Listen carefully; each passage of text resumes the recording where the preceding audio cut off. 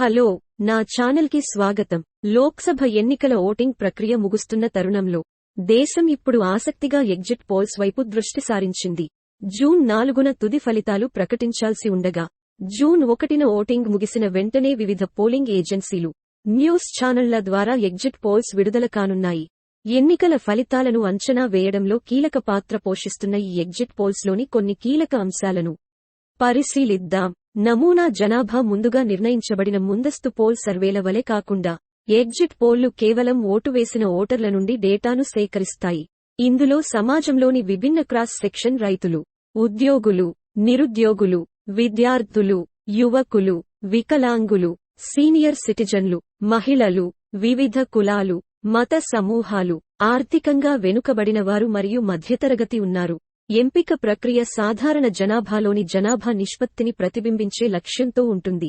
Pre poll సర్వేలతో పోలిస్తే exit polls వాటి తక్షణ ఓటింగ్ తర్వాత డేటా సేకరణ కారణంగా మరింత ఖచ్చితమైనవిగా పరిగణించబడతాయి. ప్రజా ప్రాతినిధ్య చట్టం 1951లోని సెక్షన్ 126A ప్రకారం ఎగ్జిట్ పోల్ అంచనాలు తుది ఫలితాల్లో 95% లోపు ఉంటే అది ఖచ్చితమైనదిగా పరిగణించబడుతుంది.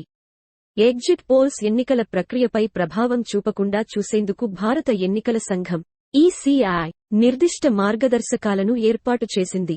ఓటింగ్ జరుగుతున్నప్పుడు ఎగ్జిట్ పోల్లను ప్రచురించడం సాధ్యం కాదని ప్రాథమిక నియమాలలో ఒకటి. 2019 లోక్సభ ఎన్నికలను ప్రతిబింబిస్తూ ఎగ్జిట్ పోల్స్ అత్యధికంగా బీజేపీ మరియు ఎన్డీఏలకు భారీ విజయాన్ని అందించాయి. బీజేపీకి మాత్రమే 300 సీట్లు వస్తాయని అంచనా వేసింది.